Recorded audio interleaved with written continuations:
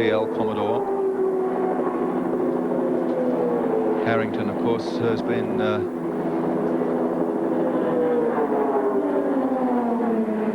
driving for on and off for quite some time. Been here at Mount Panorama before. I think he was in one of the old Marlborough dealer teams for a while, wasn't he, with Brock?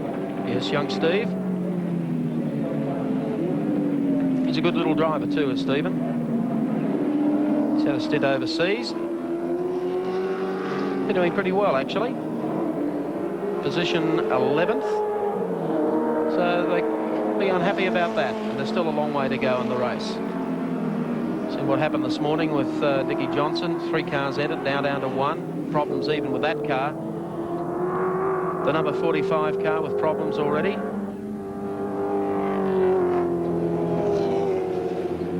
And we'll let Harrington continue on. 31 in the pits at the moment.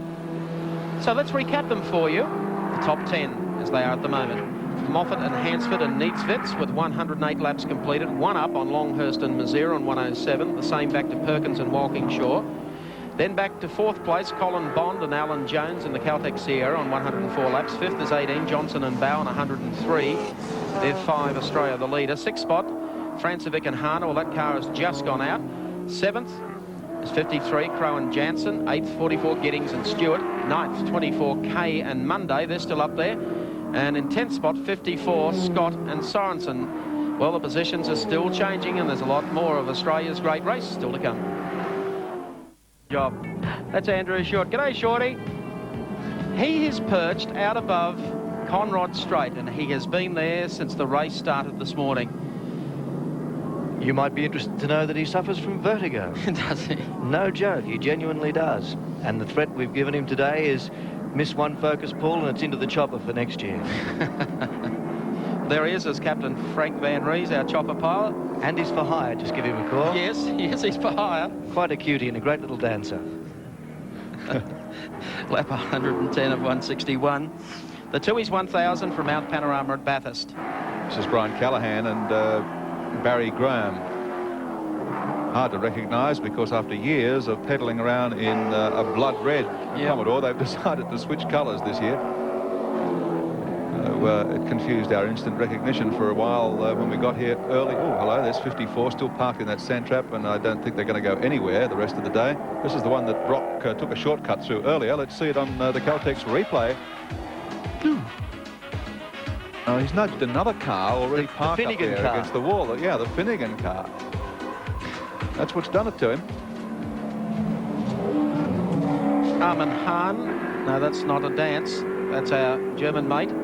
Is over here in a very, very dejected individual after running so strongly, and they are out of the race. And with him is Richard Hay. Yes, indeed, Armin Hahn, the man that, of course, won the race back in 1985, running second, Armin, and then problems. Yeah, after practice we had some problems, so we were only 14th on the grid. I had a good start, and we managed to go up to second for a long time. I had a good dice with Longhurst Sierra and with Dick Johnson. And then we had a tiny little crack in the water hose, which caused that some water came out. I came into the pit. The engine wasn't running too hot, but when you put water in there, you have to take the air out as well. So Robbie went out again, and then the water built up and sprayed out again. And to take the air out, it takes a long time. And I think the engine also got something from that. So it's all over now as far as you're concerned? Yeah. It's sad because we were running good, and the Wolf team, and I was very happy. I was having a good time, so I'm very sad.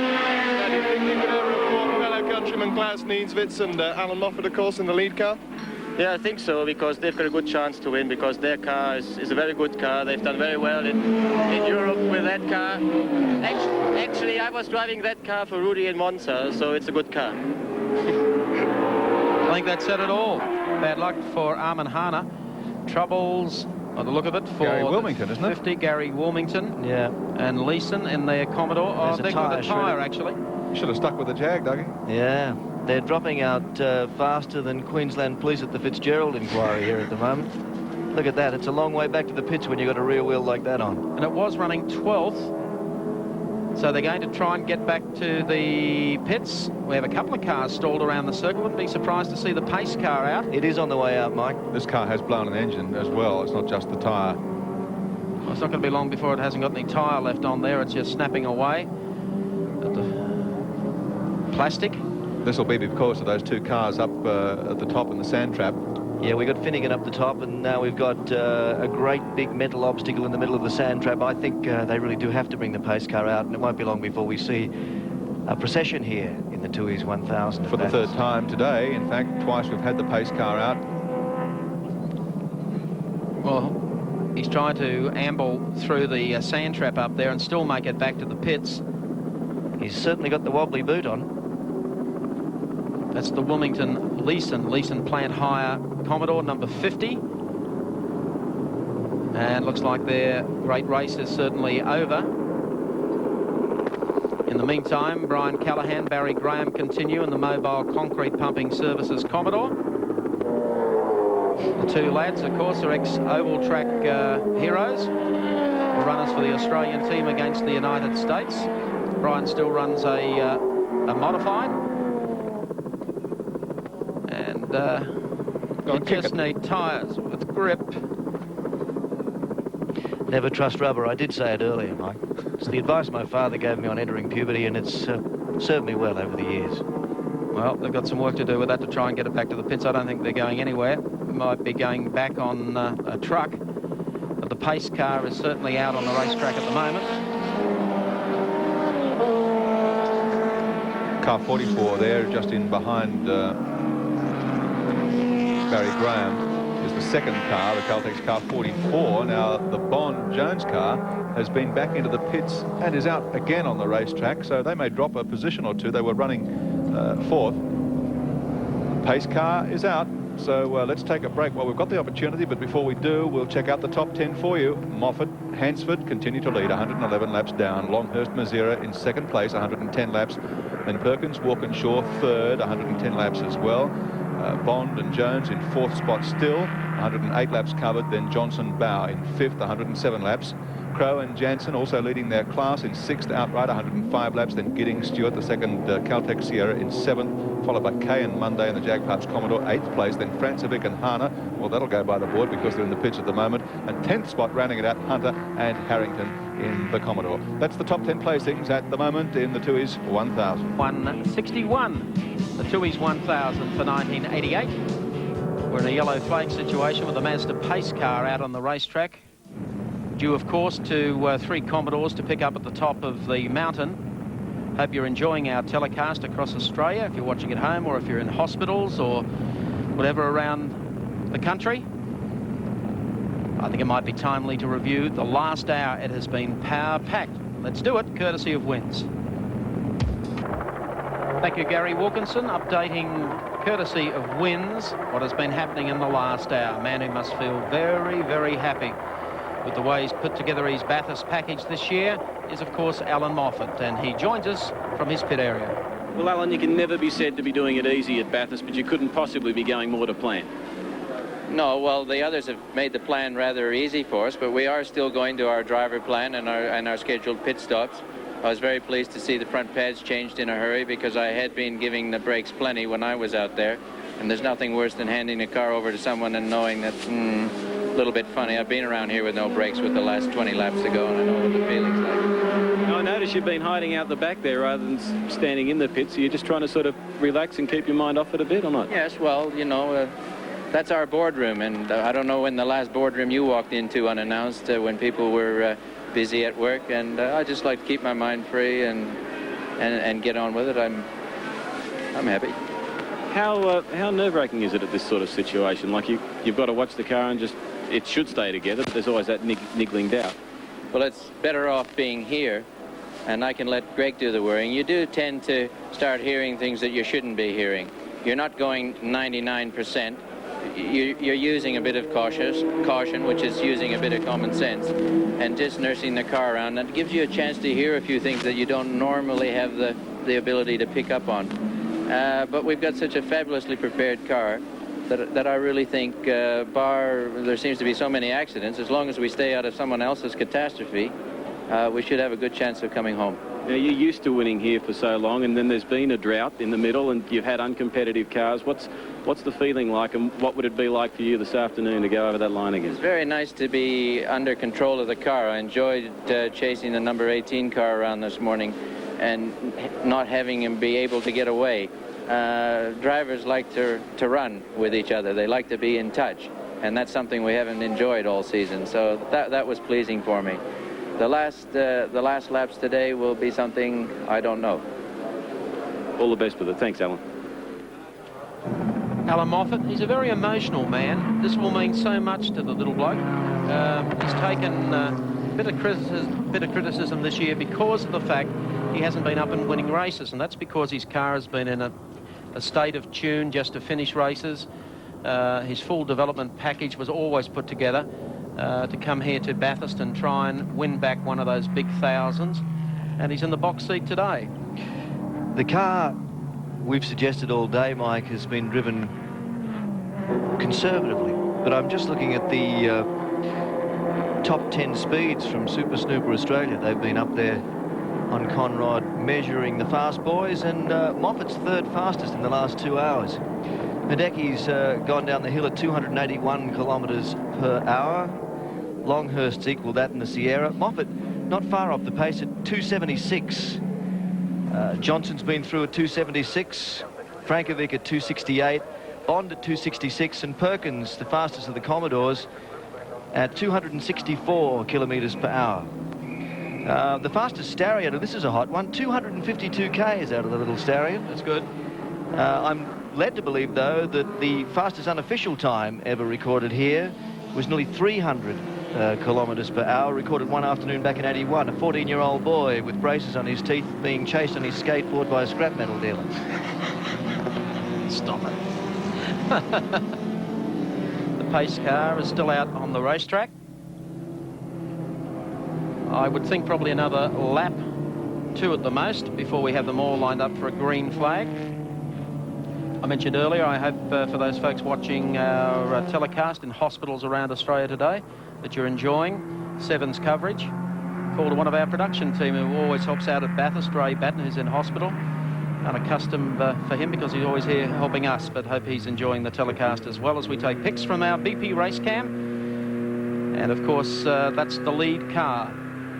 The number 9 ANZ Banking Sierra. There's the Ken Matthews car, Terry Finnegan car that's going back to the pits on the back of the truck. They do a great service here, the boys, in being able to get the vehicles back to the pits as quickly as possible. Very, very professional team. It is a big circuit. It's a narrow circuit also, and that's one of the reasons why to have a car stop or crash on the racing line for the sake of a couple of laps under the pace car and be able to pull all the cars away from the wall is a big bonus for drivers, and I think it's a marvellous inception. One of the few remaining road circuits in the world. Yes, it certainly is. Neville, what tracks would there be in Europe to rival this Spa, I suppose? Well, Spa, I suppose, is one, certainly, and the Nürburgring, the old Nürburgring, which was built as a racing circuit, but it's so different to anything else. Bathurst, the first time I came here, reminded me of that, where you go up the top of the mountain there, and it's up and down. The old Nürburgring circuit is probably the closest to this, I would think, Neville, because it's not the widest racetrack. No. Whereas Spa is a little antiseptic. It's a public road course, but it's very wide, very fast. But the difficulty here for a lot of drivers who come here for the first time is coping with that across the top of the mountain and having the asphalt run away from underneath you. And all that's left is the beautiful view of the countryside between Bathurst and Lithgow. Yeah, the big challenge is that this has got everything. It's got fast corners. Caltex, in fact, has made a completely different circuit here. I think a lot of people had to look at their setups, but it has made it that much more interesting. And then you've got all the top of the mountain there where you've got gradients that go away and humps and bumps, and the surface is not billiard table, and that's what makes it so exciting. And it is a very, very hard circuit on a car. I've been here now for, 2-3 years. I've never seen quite so many cars retire. Well, we still have the cars behind the Mazda pace car coming down Conrod Straight. We've seen some different lines for corners today.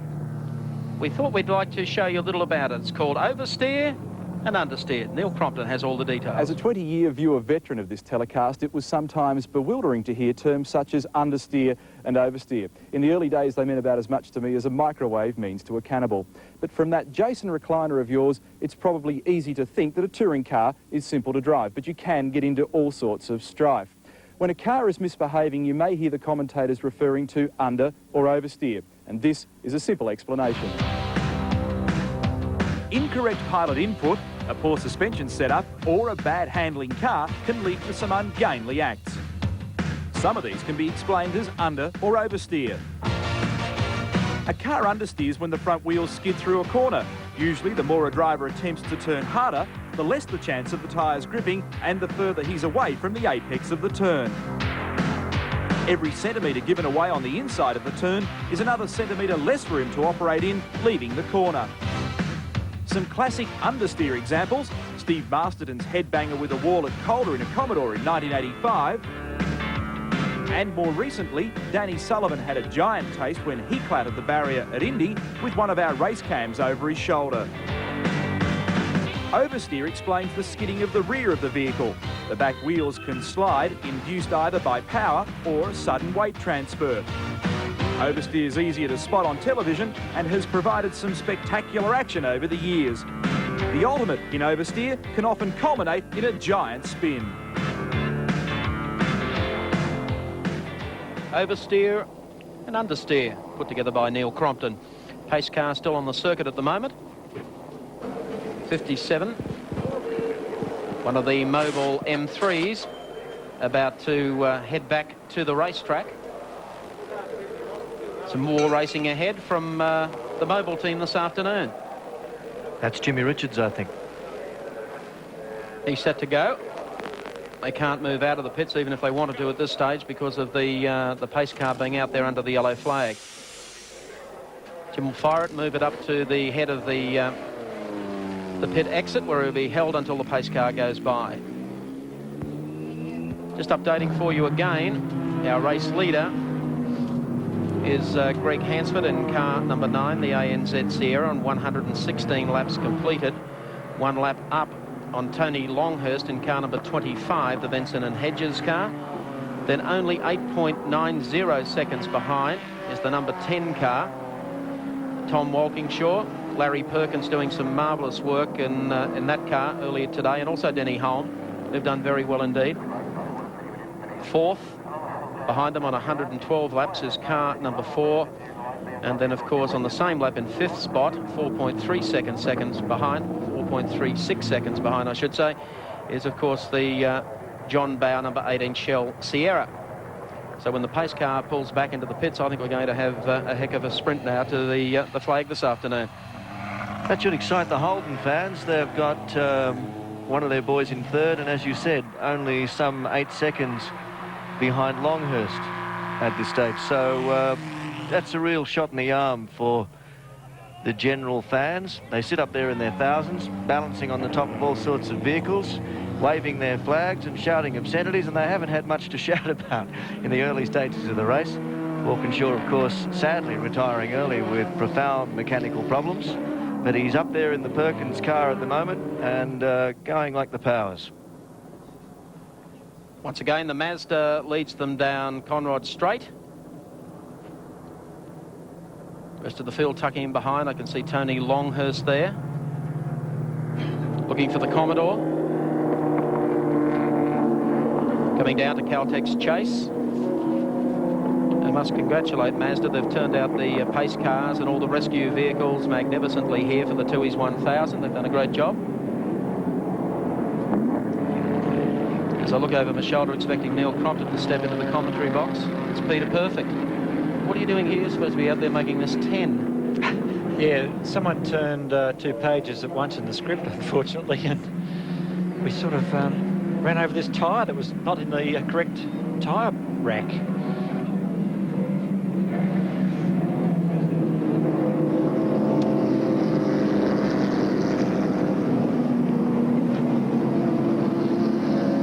Pete, your idea of the yellow flag laps to pull all the wrecks off the racing line.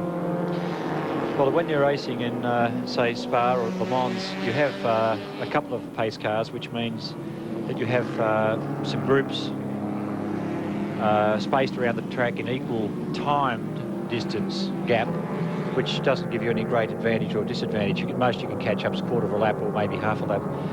Here you can catch up a full lap, so that is always a bit of a, it's creating a bit of controversy, I suppose. But it's, I guess it's very safe, but it's a race within a race, I suppose it creates. To get out there and really go once they say, here's the green again. So at the moment we've got the Caltex car tucked in behind the pace car, and then one of the M3s, one of the surviving M3s in the race, driven by Paul Radisic and Ludwig Finauer.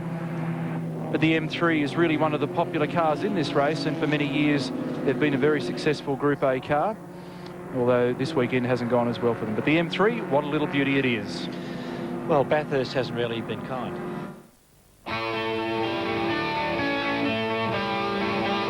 Ever heard the one about the tortoise and the hare? The BMW approach is not based on one flying lap of Mount Panorama. The success of this mark is based on consistency, and it works. The tidy M3 won the Spa 24-hour race again this year and gave Roberto Ravaglia another European touring car title. In its 2-year racing history, this car has become the most successful touring car in Group A. It's powered by a fuel-injected 2.3-litre 4-cylinder engine, an engine that's big on revs and down on power and torque. 300 horsepower is the best the BM can deliver. It has the advantage of economy and simplicity in a proven power package. None of the M3s are able to reach the 960 kilogram minimum for the class, with most around 980. The car's big gains are made braking and turning, and with huge brakes, it stops very effectively. BMW's giant-killing M3, one of the star performers in the Tooheys 1000. And we're still under a yellow flag at Mount Panorama, with the pace car leading the field across the top of the mountain in the closing stages of this year's great race.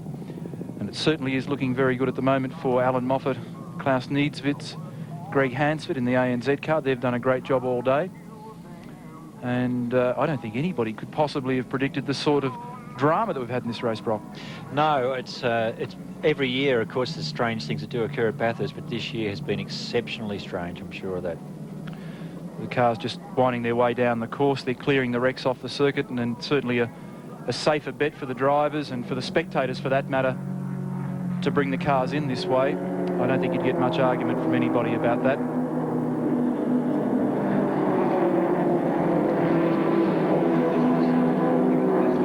Ludwig Finauer at the wheel of the Plaspac car number 55. I believe this is the ex-Johnny Cicotto car that ran here last year, and it's been living in New Zealand. Very quick little car. Yeah, and Paul Radisic, who's been concentrating on Super V racing in the States, did a very good job in qualifying and got a 25 out of the car, a 2:25.2, I think it was. Here we go. Back to racing. Giddings Stewart, car number 44, the Caltex car. There's Tony Longhurst tucked in behind. I think it's Greg Hansford Looks at the like wheel Greg of that Hansford, car. yeah, it's got that sort of Greg Hansford look about him. It is Hansford at the wheel of that one. And then the Harvey Bartlett Commodore number 12 in this diminished field with John Harvey at the wheel. Having repaired their broken rocker stud from a few laps back. Look at the grunt of Tony Longhurst's car as he makes his way up Mountain Straight and goes comfortably by Greg Hansford. He's unlapped himself there. So he's now on the same lap as the ANZ car. So all he needs is an accident in the pace car and he's looking good. Could well be quite a fight to the finish. We're in the closing stages of the Tooheys 1000 with Alan Moffat and Greg Hansford leading from Tony Longhurst and Thomas Mazera. Larry Perkins, Tom Walkinshaw up to third. Colin Bond, Alan Jones in fourth. And Dickie Johnson and John Bow in fifth, car number 18. In sixth, we've got the Trevor Crowe, Peter Jansen, car 53. Seventh, Giddings and Stewart in the Caltex Sierra. Eighth, car number 46, Tony Hunter, Steve Harrington. Ninth, car number 24, Gerald Kay and Jeff Mundy. And in 10th place, car number 37, Brian Callahan and Barry Graham. That's all the action here at Mount Panorama. Back in a moment. We're in the Tooheys 1000, and in the middle of this crop, we've got Tom Walkinshaw in car number 10, third at the moment. There's Uncle Tom chasing the two Sierras. Plenty of traffic in this After we resumed race speed once again, the pace car has pulled off, and we've got the clocks on Tony Longhurst at the moment to see how quickly he's circulating and whether in fact he can catch Greg Hansford in car number 9, the ANZ Sierra. So Walkinshaw in car 10 now, making his way down to the left-hander at Forest Elbow with John Harvey behind him. John Bow in the foreground, then Colin Bond, and then the fuel-injected V8 Commodore of Walkinshaw. For those of you that just joined the telecast, Walkinshaw went out very early this morning in his own car. That's the car that he air freighted from the UK. He's now in with Larry Perkins. Rocky, when I spoke to you earlier this year, you said that in your estimation, with your profound knowledge of this car and this engine, that it wouldn't make 500 horsepower all day at Bathurst. This one's hung together pretty well so far. Well, they don't make 500 horsepower, of course. They don't actually make 500 horsepower. They're probably about 480. And that car has done a very, very good job. They've kept it circulating along very well. In fact, I think it's probably the only one that survived the normal Bathurst attrition that we see. What would you expect to go wrong with that car should something go wrong? Just based on what's been happening to the other vehicles, say probably something in the valve train, a rocker arm or a push rod or something in that area. But Neil Burns, Barnesy as we call him, the guy that has built those engines for those cars, is an exceptionally good engine builder. He's built a lot of Bathurst winners for me over the years, and if anyone knows a Holden V8, he does. So I'd imagine that Larry's engines would be, just at an edge of reliability over the others. We were talking to Gricey earlier while you were racing, both you guys, and Neil, Gricey reckons the old Commodore is actually quicker than the new one, and that the trick bits they bolted on don't necessarily assist it down Conrod at all. Yeah, I noted that comment with interest earlier this morning.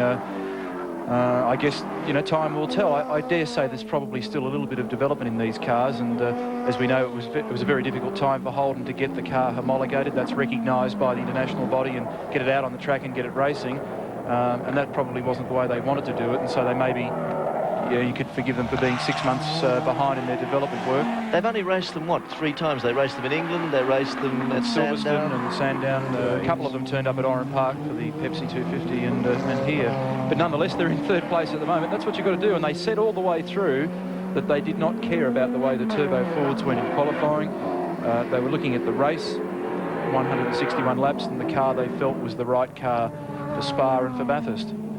So he's chasing the Jones Bond Sierra at the moment, which is in 4th position, but it's down 3 laps on the Tom Walkinshaw car. And just as a matter of interest, Tony Longhurst recorded on his last lap a 2:20.39. That's a pretty healthy lap at this stage of the day. Well, that's probably 4 seconds quicker than what Tom is going right now. We'll just put the clock on Tom actually to see what he is doing, but so that's exceptionally fast. Yeah, it's very quick, and what will be very interesting is to whether or not he can draw away from the ANZ car. I mean, at the moment he's probably made 300 or 400 metres going up Mountain Straight, but he's got to pull in the best part of a couple of minutes. There's probably still time to do it, but he's going to have to thrash the thing to do it. Yes, but I mean, around Bathurst, you do have that advantage of the driver having a real go, and you can pull in those sorts of times. I've had those sorts of challenges thrown at me over the years. It's one of the very few tracks where you can actually create the that sort of gap between yourself and the opposition. Here goes Tom, passing Colin Bond as we take race cam with Alan Grice in the FAI Insurance's entry. And the transmission gauges still off the clock as they've been all day. They've run extraordinarily high temperatures in the diff and gearbox of these cars. One of the things Alan said to us this morning, Peter, was that with the new shape of the car, there's not nearly as much air passing beneath the car as there used to be, and that hasn't helped at all. No, it also doesn't help the, I think, the ventilation around the braking equipment too. Whether you've got brake scoops going to the brake pads, but there's also, you require a lot of air underneath the car. He goes Gricey past Walkinshaw without... That was a bit easy, wasn't it? Yeah. Well, we got a shot out the back there. No, Tom's still, there he is. He's still going along. Gricey just maybe elbowed his way through? Yeah, he's back in position 23 at the moment, so he's got nothing to lose. He's got nothing to lose, and Tom's got third place to lose. And if there's one thing that you'll never outsmart Walkinshaw on, it's a nice bit of racecraft at this end of a race. He wants to come in. You mentioned a lack of cooling to the brakes in the Commodores. Well, but surprisingly, they haven't had brake problems at all, yet we haven't seen a Sierra survive so far without at least one pad change. Well, the Holdens may well have, you know, altered the brakes system so that it's working out okay, but at Sandown, they were getting brake pad wear, which was quite abnormal, I mean, compared to the cars that I'd been running over the years. However, it's fair enough to say that when you have a car which has that sort of bodywork on it, you do restrict the amount of air that's flowing underneath the car, and therefore things get a bit warmer. Motorcraft pit report. Paul Radisic, Ludwig Finau are back in the pits again. They've been there quite a few times. I mentioned before the gap between Longhurst, there's Ludwig, or Goofy as he's affectionately known. The actual builder of those engines. 5.5 seconds from Longhurst back to Hansford at the moment, in the process of sort of unlapping himself, so he's got to make a bit more ground. I must apologise for not giving you the exact time of that the lap of Tom Walkinshaw then, but it was about a 2:25. Which means he's still getting along very well at this stage of the game. Yep, around his qualifying time, which can't be too bad. No, well, I'll get a more accurate time. Well, he's tagging Gricey pretty well now. Well, I found before in the M3, I just couldn't quite hang on to Gricey.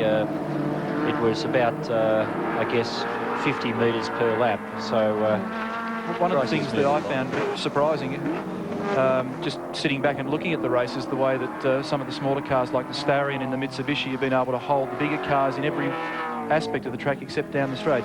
Anyway, the Tooheys 1000 continues, and it's an interesting scrap with Alan Moffat leading. Greg Hansford at the wheel at the moment, 121 laps from Tony Longhurst, Thomas Mazira with Longhurst at the wheel. Third, Tom Walkinshaw. Fourth, John Bow, car number 18. In fifth, we've got Colin Bond and Alan Jones. In sixth, Trevor Crowe, Peter Jansen, BMW. They've done a great job. Seventh is John Giddings and Bruce Stewart.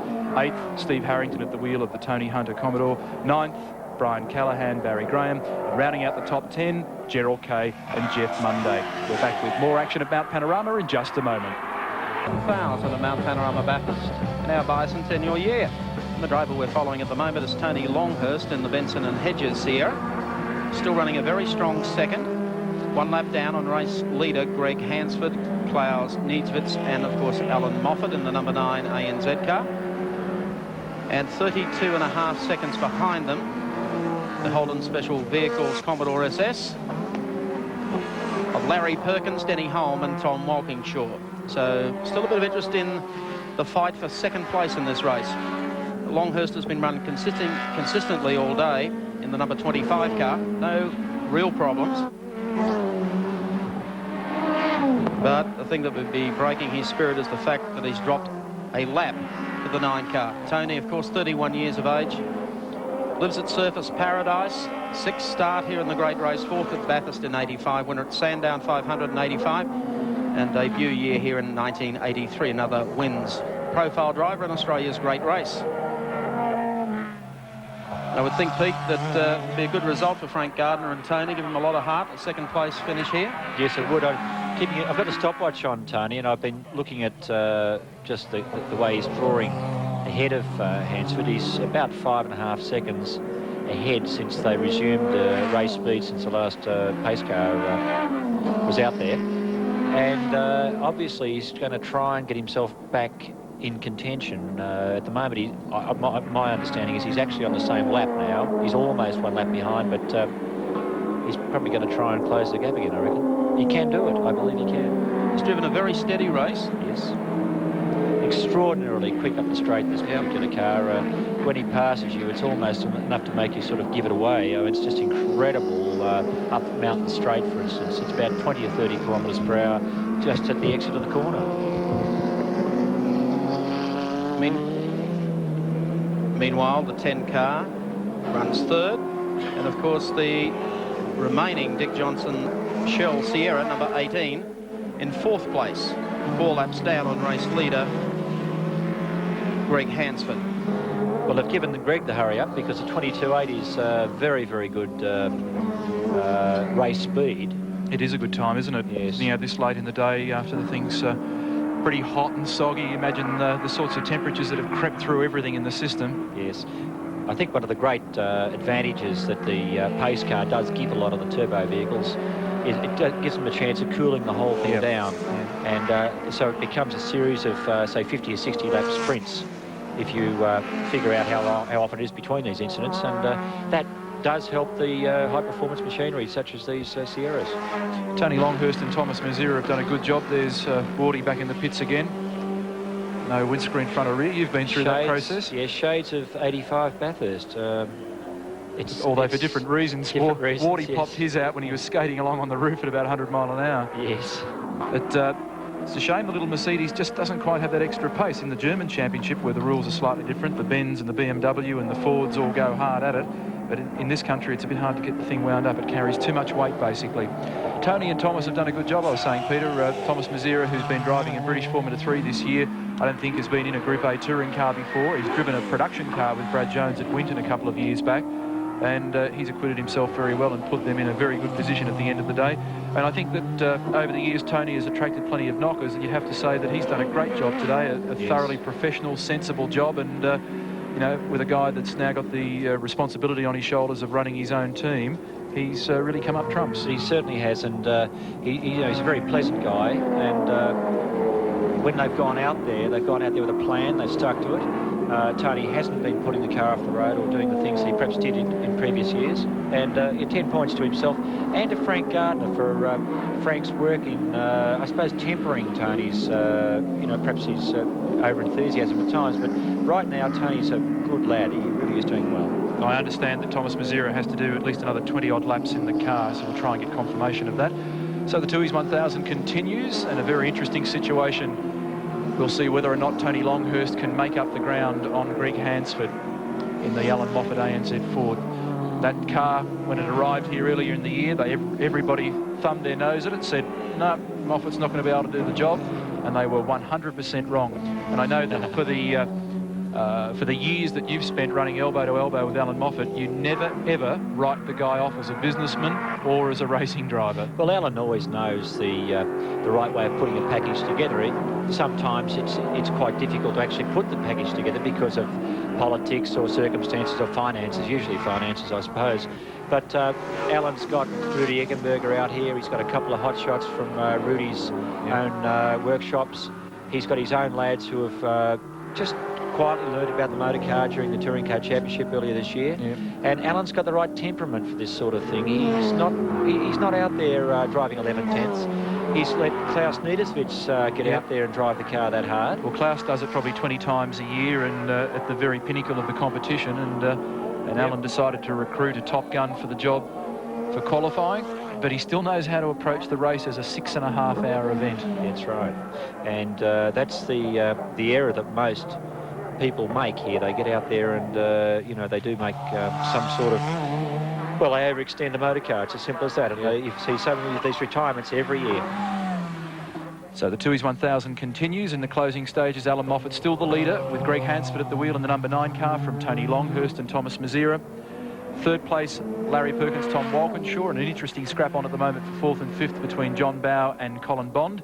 In 6th position at the moment, it's still a very close battle there with Trevor Crowe and Peter Jansen holding on from John Giddings and Bruce Stewart. Tony Hunter and Stephen Harrington in 8th. Car number 37, Brian Callahan and Barry Graham in 9th. And rounding out the top 10, Gerald Kay and Jeff Munday. That's in the Jag Parts Commodore. We're back at Bathurst with more action after this. 1000 from Mount Panorama Bathurst. Lap 129 of 161. And a crucial pit stop here as Alan Grice hands over to Win Percy in the FAI Insurance's car, the Commodore. Win is already in the car, ready to go out.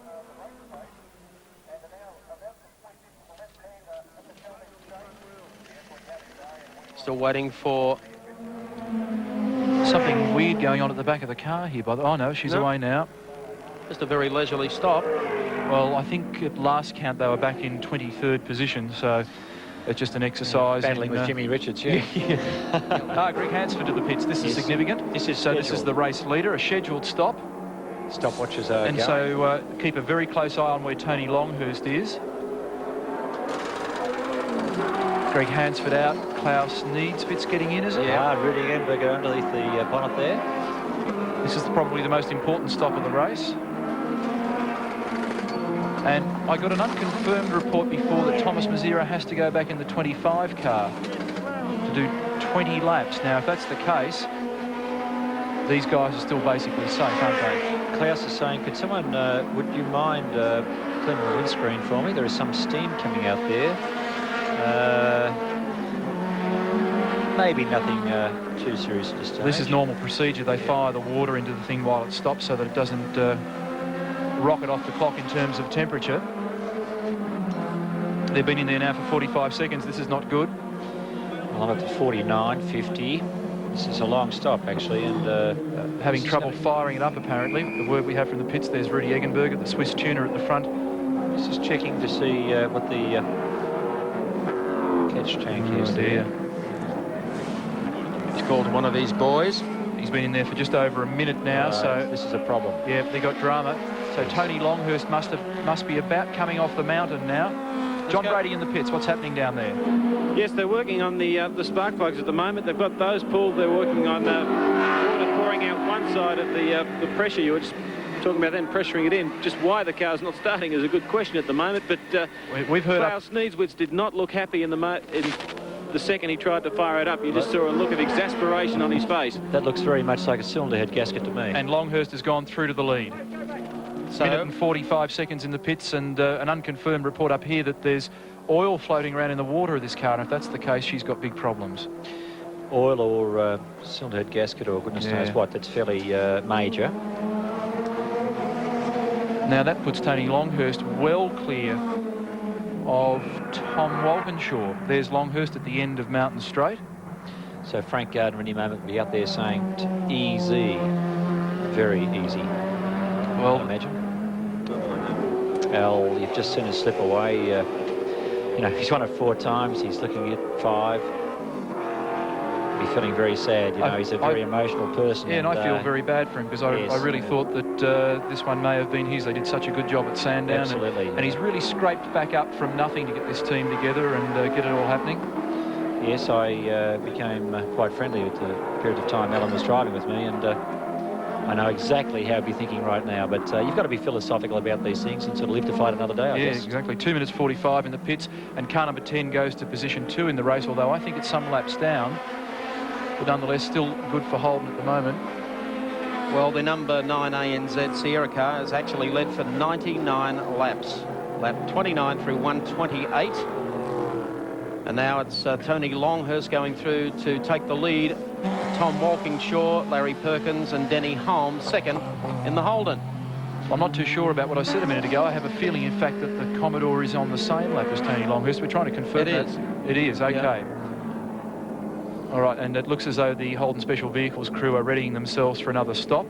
And we hear also that is true about Mazira. So a Holden versus Ford battle to the end. Harry Hansford there. Al saying, how is it? No good. Sorry, Al. Hansford, proprietor of City Yamaha in Brisbane. And he's done a good job for a guy who hasn't done many race miles in the last few years either. He's a great driver, and he's a hell of a nice fellow, and he's one of those guys that you just wish you had a car for him to let him have a drive, because he's great, and there's plenty of the good oil going in the ANZ Sierra. Well, see, Al learned a few things when he was driving for me. He learned that that's what you fit into these vehicles if you want to keep them going. This stop now 4 minutes and 20 seconds. And that'll bump John Bow up into 3rd place in car number 18.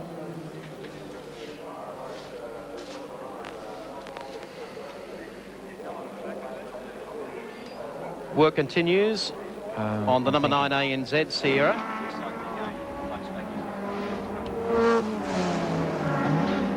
It appears to me as if they're going to fit the plugs back in there. They're putting the plug leads back on, and they will probably try to get the car going and see what does eventuate. Any clue as to what it might possibly be, Peter? Any idea what you reckon it might be? Yes, I'd say cylinder head gasket personally. These engines take a tremendous strain in this sort of racing, and you can see the catch tank there. It's fuming, which would be, well, look, it might be oil, but one imagines you don't pull out a spark plug unless you've something else yeah, wrong. maybe head gasket or something strange going on with perhaps a piston. Yes, but seems more like a head gasket thing. Yeah, I the don't temperature know. Pistons, computers, and spark control, the melting point of the pistons, and the automatic advanced retardant and enrichment systems of the computer engine management systems are a little bit beyond me at this stage. I'll tell you right now. That leaves me in nowhere land. Anyway, here we go. We're going to try it again. Cloud firing it up.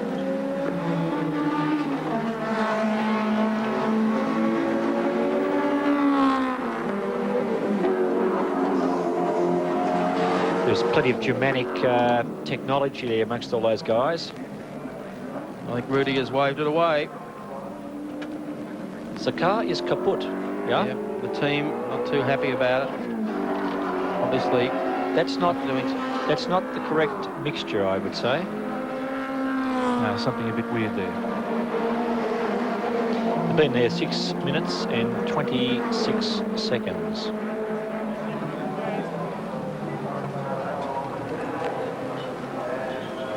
Klaus Needsvit speaking with Steve Soper. I think we just might have found ourselves another guest commentator. There's a few of them lurking around today. You've got to laugh. Nice and philosophical today, Pete. Yes, well, there's not much else you can do about it all, Mike. It does come but once a year here, and you do give it your best shot, but there's no sense going out and slashing your wrist. You've just got to accept that that's motor racing, that's life. Well, that will give the lead, as we said, to Tony Longhurst and the Benson and Hedges Ford Sierra. Moving second placed number 10 car, Tom Walkinshaw, Larry Perkins, Denny Holden into second, and Dick Johnson, John Bow up into third. There's still a long way to go in this race. My word. And as we've seen before, some of the strangest things happen in the last 20 or 30 minutes.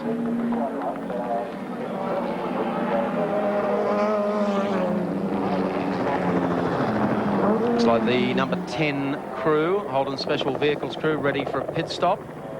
That'll be a critical one. They're all straining at the leash. You can tell that. And when you're also bending towards the pit entrance, anticipation of the car coming in. And certainly they'll be trying very hard to ensure that no one fumbles. A lot of responsibility for Thomas Mazira in the closing stages. Keep an eye on that. Let's recap how they're running out on the racetrack. Well, you can skip the first one. It's definitely Longhurst and Mazira, the race leaders, from Perkins and Walkinshaw. Then Johnson and Bow, and Bond and Jones. That's the top four. Followed by Crow and Jansen in the M3. Then the Giddings Stewart Sierra, the Caltex car. 46 Hunter and Harrington in the Commodore, followed by Callaghan and Graham. And moving up one more spot, Kay and Monday. Here's our race leader. Hope he is, and we return. To the Tooheys 1000, lap 132 of 161, and a critical pit stop coming up as Tom Walkinshaw will hand over to Larry Perkins. This is probably, I said before, the most important stop in the race for Needsvits. Well, that disappeared. This is now the most important stop. Motorcraft pit report, Larry Perkins standing by. Tom Walkinshaw getting out. His car in second place on the same lap as Tony Longhurst and Thomas Mazira. That car still to stop. Tom Walkinshaw helping Larry with the belts. All looks and sounds pretty good at the moment. Because Larry goes for a multiple wheel retainment system. Yeah, he's not interested in the centre locking about wheels. a 26-second stop, which is very, very good. There's 25. Tony Longhurst still to pit, down in the pits. John Brady with Alan Moffat. Alan, it must be heartbreaking. What's the problem? Well, you know what they say about the...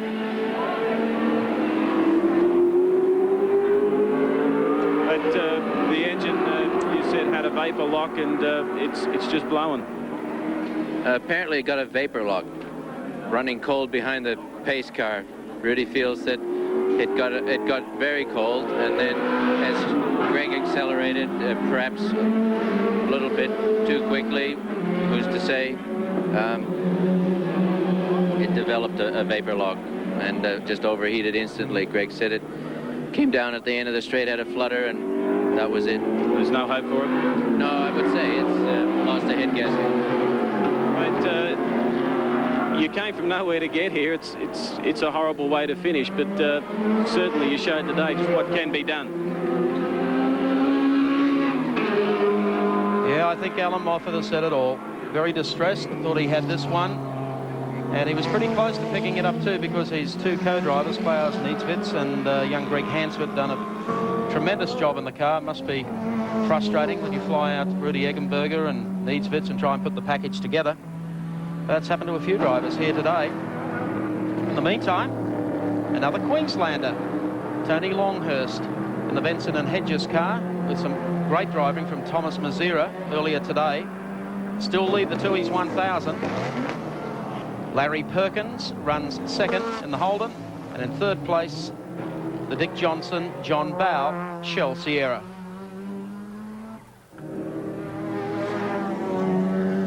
I don't think it'll be too long. The Longhurst crew, Frank Gardner, are setting up for a pit stop. Yes, this is going to be a very critical pit stop too, because they're about 2 minutes ahead, and there is an ambulance on the track.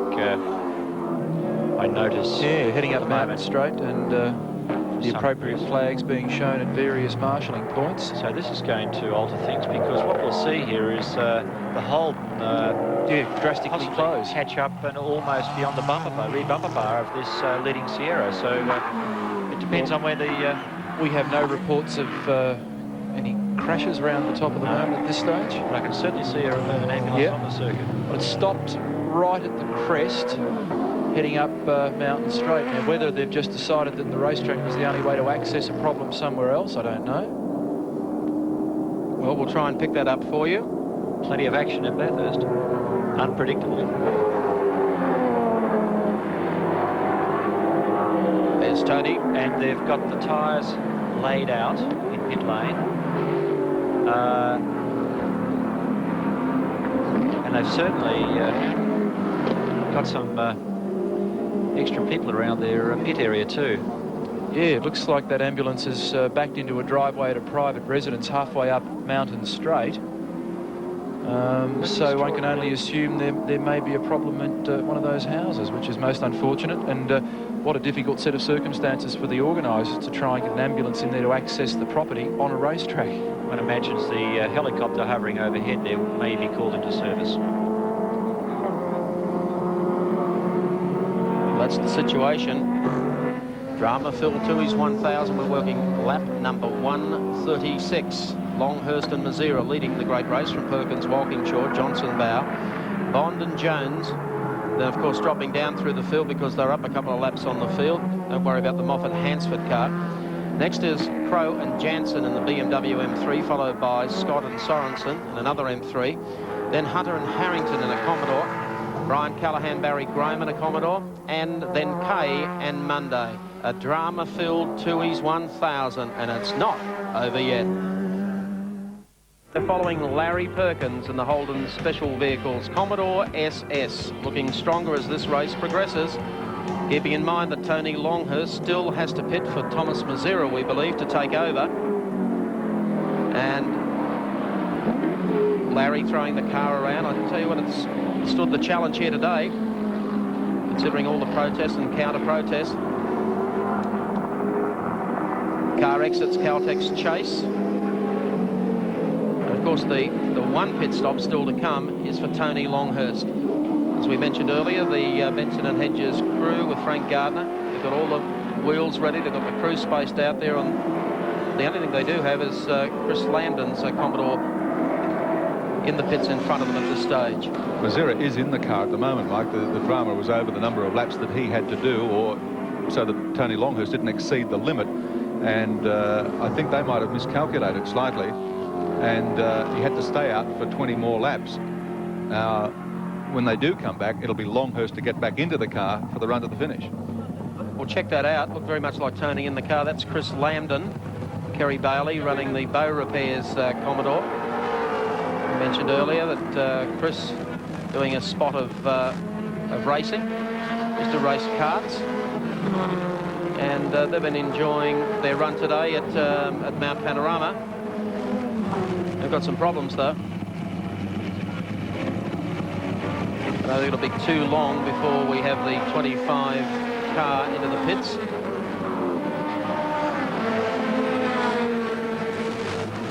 Okay, so plenty of activity in the pits. Our cameras are down there to cover the pit stop when it comes in.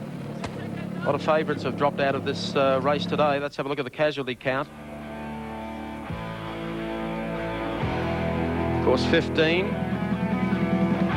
Glenn Seaton went out very early with a gearbox. Dick Johnson there with a rear axle. Gary Scott out with the same with a gearbox problem in the 16 car, the Rally Art Starion. Car 19, blew an engine. Kerry Finnegan. Car 20, rear suspension. Just a few of the many retirements here today. Lambden in the pits once more. And that was correct too. Tony Longhurst is in the car, Mike, you are correct. And Thomas Mazzero, to make up the number of laps that he has to drive, will drive the final stint. So they must stop. They've got problems here, but the 10 car is slowing. It's come out of Forest Elbow. It was holding, well, Tony Longhurst was holding a 1-minute 40-second break over Larry Perkins. So their pit stop had to be quick, but at the moment Larry's just floating down Conrod Straight. They have a major problem. Yeah, the Holden Hearts will be heavy because they had about 3/4 of a lap to make up, and as you said, Longhurst had to stop to change drivers, and now the whole thing looks to be out the window. This is a terrible blow for the Generals. Somebody has written a script for this, you know. It's the this most is just unbelievable. Dick Johnson could win this. Yeah.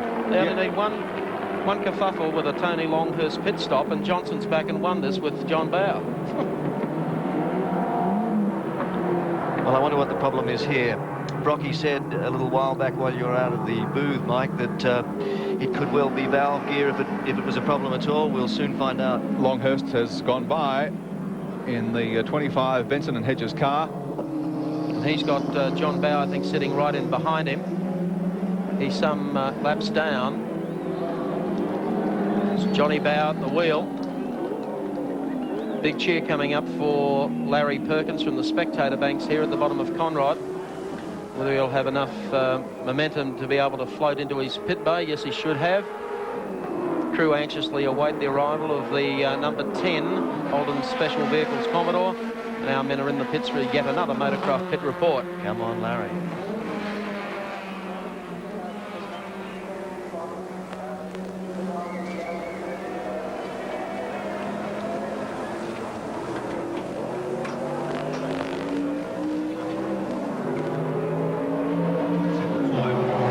Like it's all over for the Holden Special Vehicles team. What's the problem, John Brady?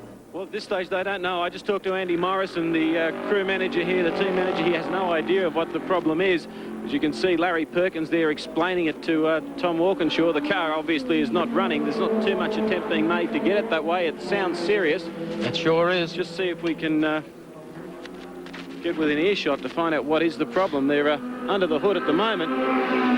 Well, Larry knew three men looking for it, but not with any great success by the looks of things at the moment. Larry's taking it rather philosophically. He had the helmet off even before he arrived on pit road, so it was all over. Whatever it was, we'll let you check that out. Still a pit stop to come for Tony Longhurst. Well, that certainly takes the pressure off Longhurst. They can nurse that car in. The Sierras have been fairly fragile today, but Longhurst has run long and strong, and they can back the pace off enormously now. Safe in the knowledge that their major opposition, their only real opposition, their only real threat, is sitting there smoking in the pits. You notice that John Bowe went by Tony Longhurst, and I think wouldn't be surprised if Longhurst comes in this lap. At the moment, Tony Longhurst, your race leader, there's the ambulance heading down the straight. Obviously, one of the residents with a medical problem. And the driver's alerted thanks to the flaggies. Should have Tony Longhurst heading to the pits as we speak. As you can see, there's John Bow in the number 18 car, and Longhurst headed for his pit bay at the moment. Here he comes.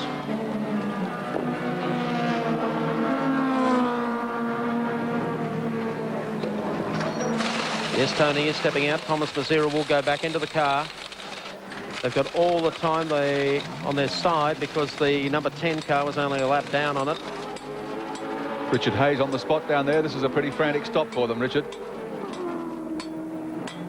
Lap 139.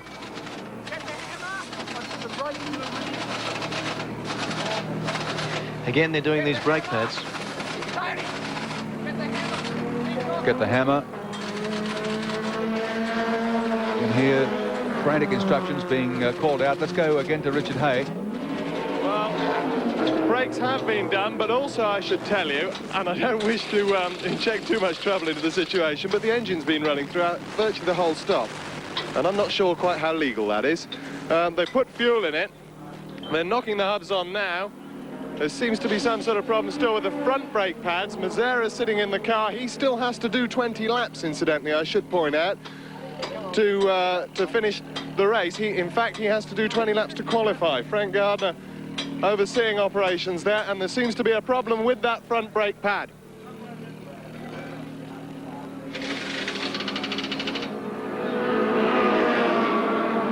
Longhurst down on his haunches, anxiously looking on. He can do nothing but look. It's a long stop, so a pad change, and on the other side of the car they're working frantically as well. In fact, there's been plenty of work with hammers and things over that side. They had a 3-lap buffer on John Bow. I've been doing my sums. I don't think that Frank or his team have ever won this great race, so this is a very, very important moment for them. They've had so many disappointments over the years. And as you said before, John Bow, there he is, may still well team up with Dick Johnson and could still pull off a win, and Dick is standing by in pit lane. JB has a look across at his pit bay. So he moves up to second as a result of the Larry Perkins, Tom Walkinshaw, Holden dropping out. Paul Baker just coming back from that car now. It looks like they're happy with the front right. They've done a pad change. Nice and comfortable.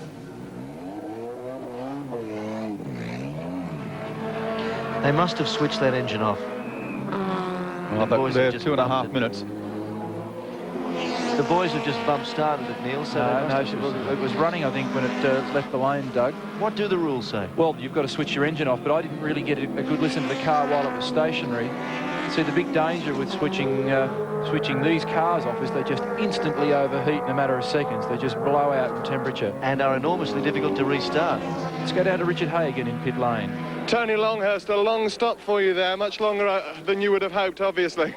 Yeah, I think when Alan was a lap in front of me, I went as hard as I possibly could. And I wore out one of the front pads.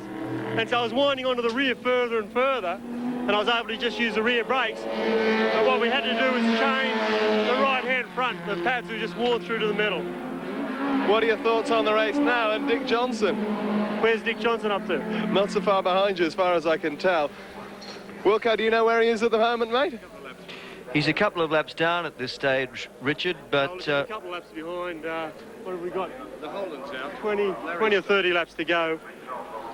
We should be able to hold it together. The brakes will come good after 3 or 4 laps. Richard, can you still hear me? They'd have to make up probably 10 seconds a lap, which I don't know whether that's going to be possible or not. That's going to be an interesting finish, isn't it? It does indeed. Richard, if you can ask a question of Tony for us, was the engine running in the pit stop?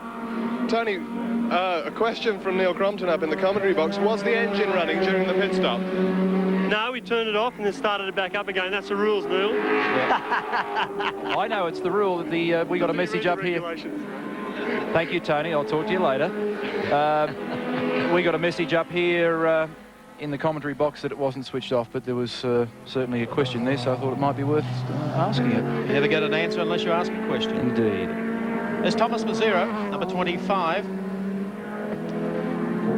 Dick Johnson and Dick John Johnson Bowe. coming to the pits, and John Bowe about to jump out that car. And Colin Bond handing over to Alan Jones. So Dick's in. And Dicko's climbing back in. And this is a pretty important stop for them. They've been in so far for 10 seconds. The one we're looking at the moment is the Jones Bond car. It's taking plenty of Caltex. Meanwhile, a few pit bays back, Dick Johnson's been in for 20 seconds. There they are. John Bowe out of the car. A little bit of confusion here. Yeah.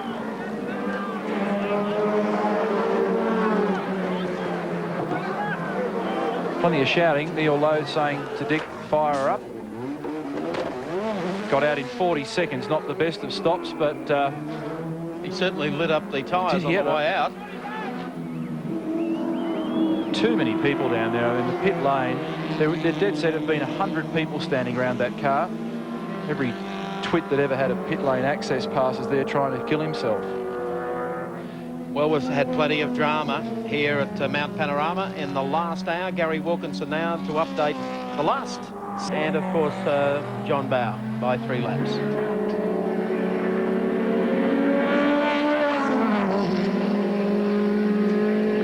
The number 4 car that we've seen in for a pit stop. That's Colin Bond and, of course, Alan Jones making 1 spot up now to 3rd, followed them by 53. Just further to that engine on, engine off situation we were discussing earlier, obviously a contentious issue.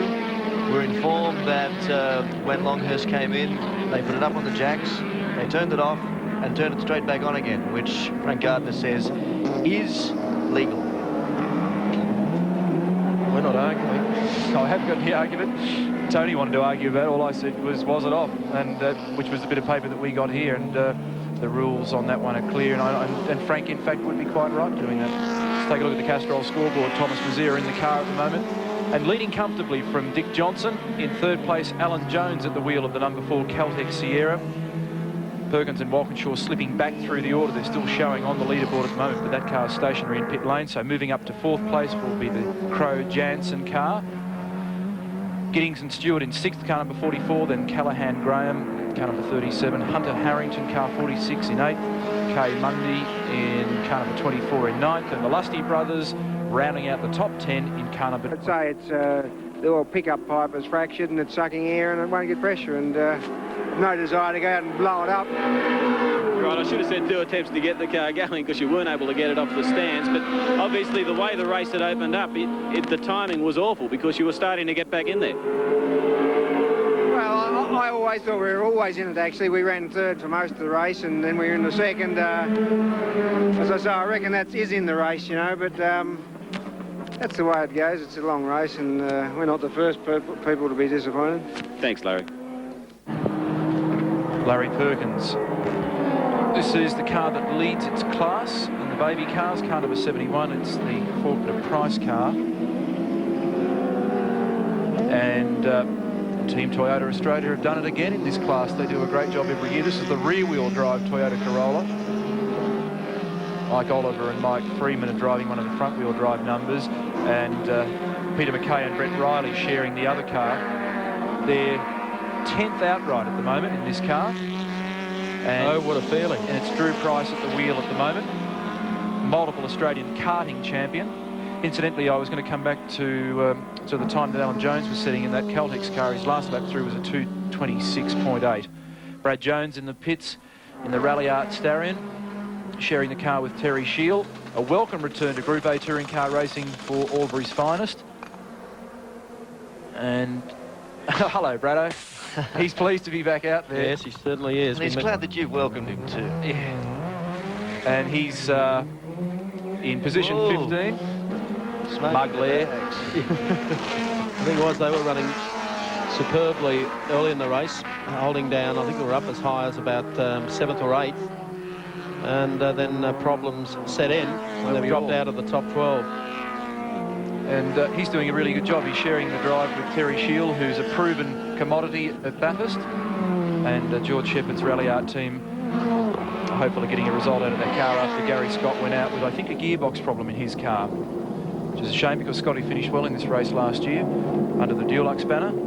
So we're watching at the moment the leader of the, I think they call Class 1. I've lost track of all the classes anyway. It's the baby class with the 1600cc cars. And Drew Price at the wheel, 10th outright, a remarkable performance. So I got my classes wrong. It's Class 3. I knew it was 1 or 3. And the amazing thing about these cars is just what rockets they are across the top of the hill, Doug. They're fantastic. Mate, I've been watching them all day, sitting behind Sierras and not losing ground. There's a point from about McPhillamy where you're pretty hard-pressed to be able to catch the Toyotas. They really work well. And there's some... I'm sorry, Mike. It's coming up to give you an idea of the speed difference as Brian Callaghan goes down. Little BM tucks in for the ride as well. And that has jumbled them up. Let's have a look at them on the Castrol scoreboard. Longhurst and Mazera lead the Tooheys 1000 from Johnson and Bow. Bond and Jones are third. Crow and Jansen fourth. Giddings and Stewart are fifth. In sixth place, forget that, seventh. We're going back to sixth, Callaghan and Graham, followed by Hunter and Harrington, then the K Monday Commodore, and the Lusty and Lusty. There's the Lander Toyota going across the infield as well. And there's more great race action to come when we return.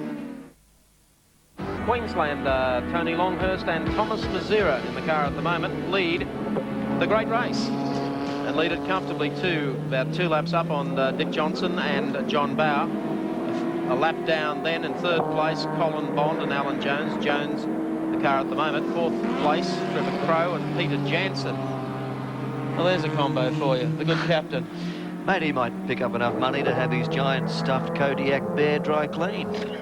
We're on lap 148 at the present time. 13 laps remaining in the great race of 88. And the Lusty brothers, unfortunately for them, having cracked it for the top 10, then had to make a pit stop, and they've lost that position now to car 71, the Toyota Corolla, which is in 10th position outright in the race and leading the 1600cc class. Phenomenal performance. Nobody believes me, he does. What? The captain has a giant stuffed Kodiak bear. Quite a remarkable asset, really. I have an inflatable Alsatian, but I'd rather not talk about that. I've just got the watch on Longhurst. I'm not Longhurst. We've got Mazera in the car now. I'm anxious to see whether or not they've really backed the thing off to keep it alive for the finish. How many laps have we got to go now? Not too far off. 12 and a half. 12. Okay, well, it's been a hot area of the pits today. It's been even hotter the days leading up to it, with protests and counter-protests. What's the situation, Richard? Well, the protests that you were talking about, let me deal with this first.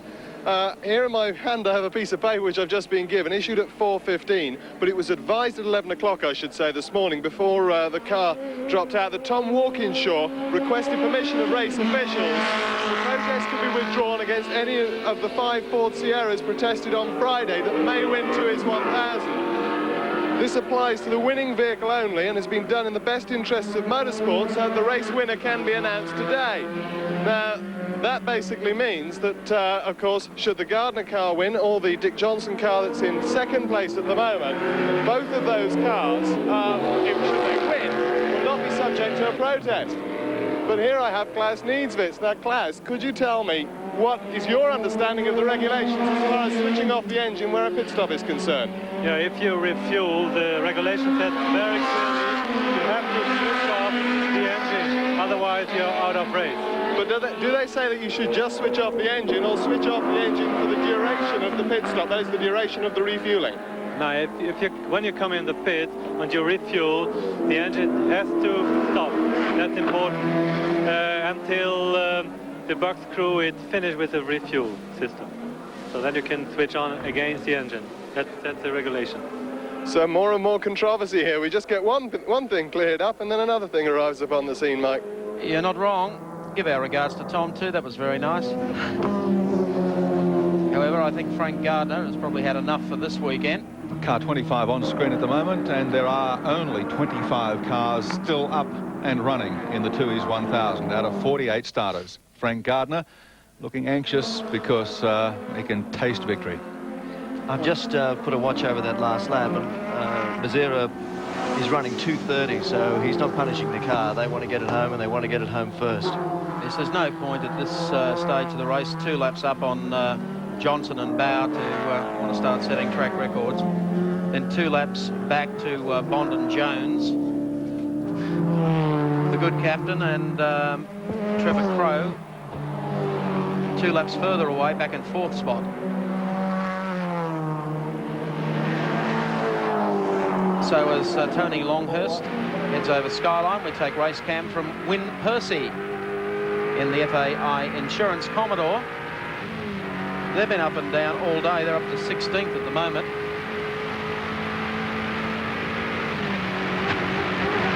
Taking the car up to Bridgestone Corner, the right-hander.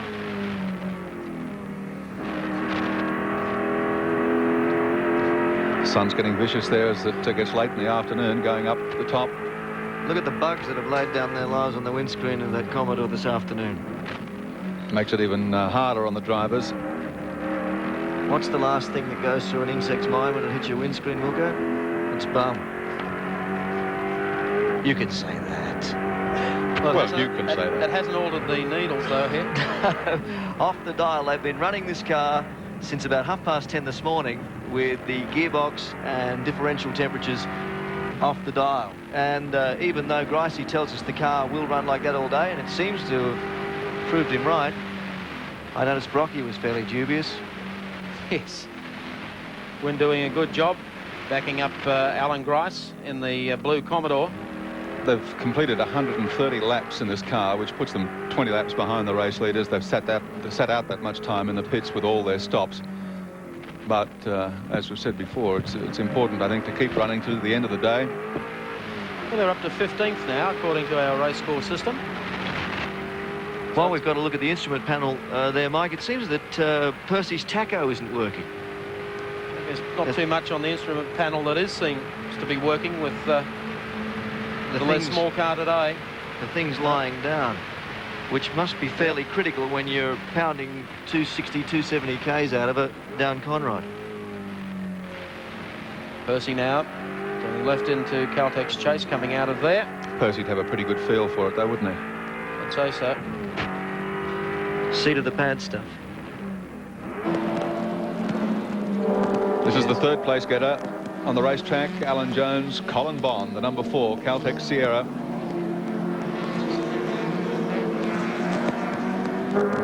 Jonesy, I think, would be happy, Gary. He doesn't do a great deal of racing in Australia. He's wanted this race so desperately. I mean, he's not, at the moment anyway, in sight of a victory, but a top 3 finish would be an enormous result. And they're in, the Caltex cars are in 3rd and 5th position. So Bond is another one who's gone through an awfully painful period of development with the Sierras. Just when everything looked to be firing, there was a failure. Some geared turbos they had a lot of trouble with. Getting tyres just right was another one. Suspensions. But it's all come together here at Mount Panorama. 2 cars in the top 5.